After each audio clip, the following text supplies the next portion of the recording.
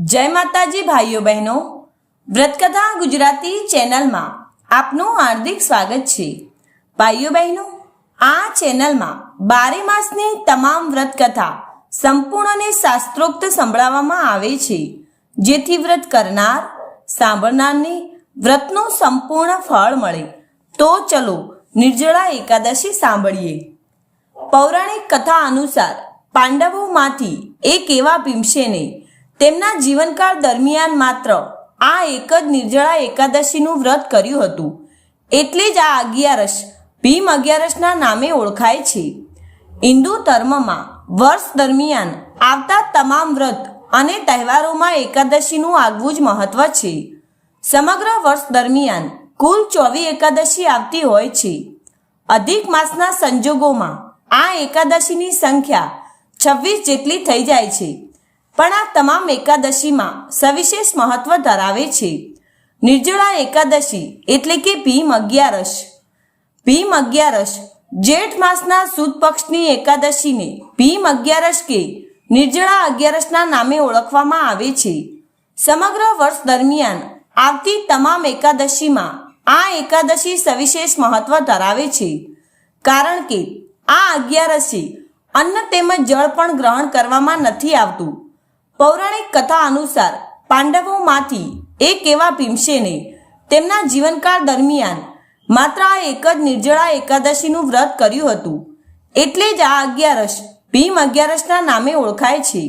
કહે છે કે માત્ર આ એક જ એકાદશીનું વ્રત કરવાથી સમગ્ર વર્ષની એકાદશીનું પુણ્ય વ્યક્તિને પ્રાપ્ત થાય છે।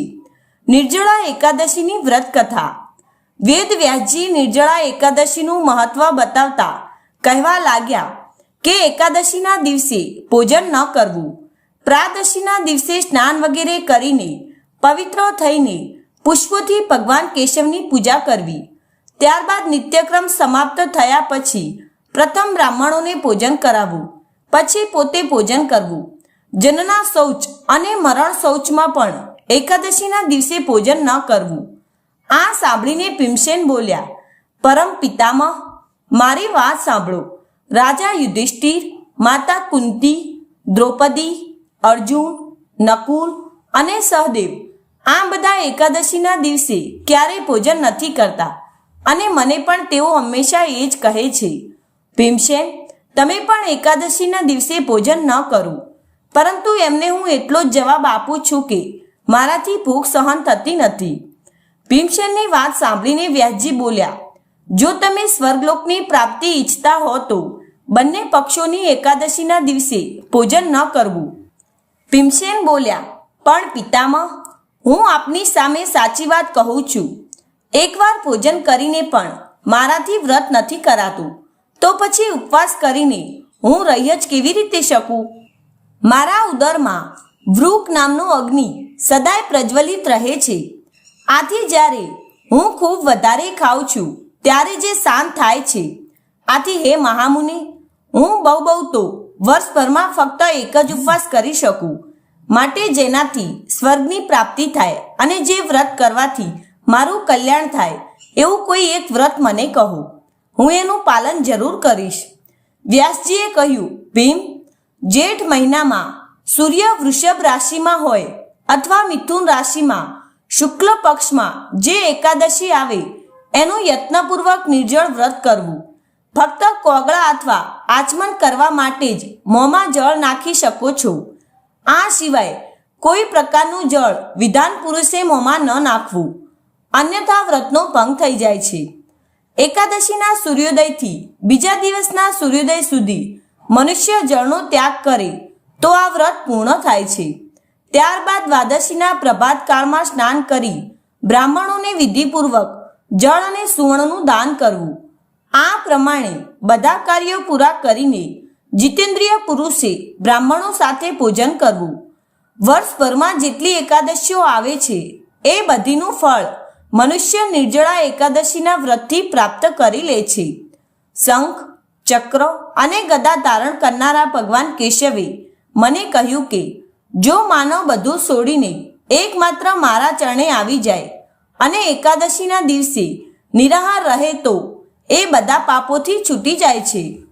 એકાદશીનું વ્રત કરનાર પુરુષ પાસે વિશાળ કાપ, વિકરાળ આકૃતિવાળા અને કાળકા રંગના દંડ પાસ ધારી ભયંકર યમદૂતો નથી આવતા. અંતકાળમાં પિતાંબરધારી, સૌમ્ય સ્વભાવવાળા, આત્મા સુદર્શન ધારણ કરનારા અને મન સમાન વેગવાન વિષ્ણુદૂતો આખરે આ વૈષ્ણવ પુરુષને વિષ્ણુના ધામમાં લઈ જાય છે. માટે નિર્જળા એકાદશીના દિવસે યત્નપૂર્વક ઉપવાસ અને હરિનું ભજન કરવું.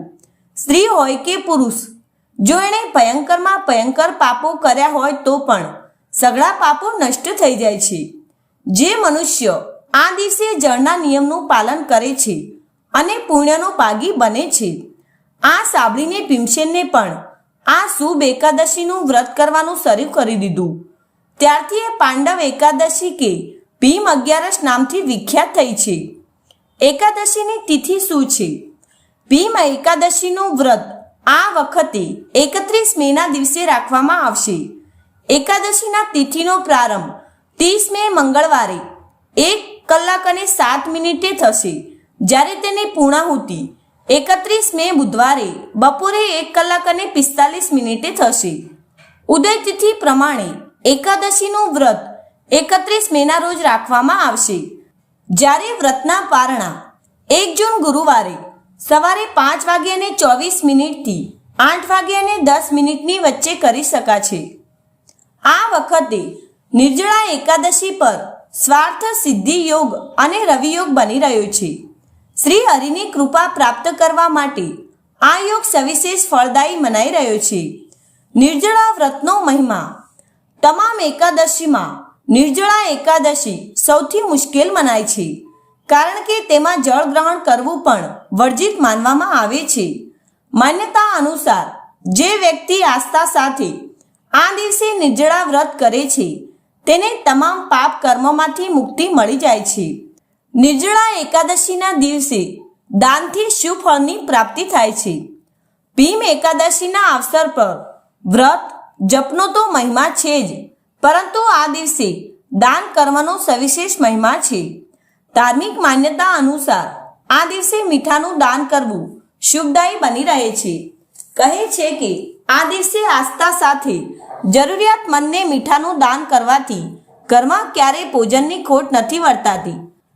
એટલે કે નિર્જળા એકાદશી પર મીઠાનું દાન જરૂરથી કરવું જોઈએ. આ દિવસે તલનું દાન કરવાનો પણ મહિમા છે. કહે છે કે આ દિવસે તલનું દાન કરવાથી વ્યક્તિને જૂના કે હઠીલા રોગોથી મુક્તિની પ્રાપ્તિ થાય છે. નિર્જળા એકાદશી પર વસ્ત્રનું દાન કરવું શુભ માનવામાં આવે છે, એટલે શક્ય હોય તો આ દિવસે વસ્ત્રનું દાન જરૂરથી કરવું જોઈએ. આ દિવસે વસ્ત્રનું દાન કરવાથી જાતકને દીર્ઘ આયુષ્યની પ્રાપ્તિ થતી હોવાની માન્યતા પ્રચલિત છે. નિર્જળા એકાદશી પર આપે જરૂરિયાતમંદને અન્નનું દાન કરવું જોઈએ. કહે છે કે આ દિવસે જે લોકો અનાજનું દાન કરે છે તેમના જીવનમાં ક્યારેય કોઈ પણ પ્રકારની ખોટ નથી વર્તાતી. તેમને સદૈવ શ્રી હરિ વિષ્ણુના આશીર્વાદ પ્રાપ્ત થતા જ રહે છે. નિર્જળા એકાદશીના દિવસે ફળોનું દાન કરવું પણ શુભ માનવામાં આવે છે. ભાઈઓ બહેનો, આ વ્રતકથા સાંભળ્યા પછી વ્રતકથા ગુજરાતી ચેનલને જરૂર સબસ્ક્રાઈબ કરજો અને કમેન્ટ કરવાનું ના ભૂલતા. અને જે ભાઈઓ બહેનો પાસે આ વ્રતકથા ન હોય તેમના ગ્રુપમાં જરૂર શેર કરજો. જય શ્રી કૃષ્ણ.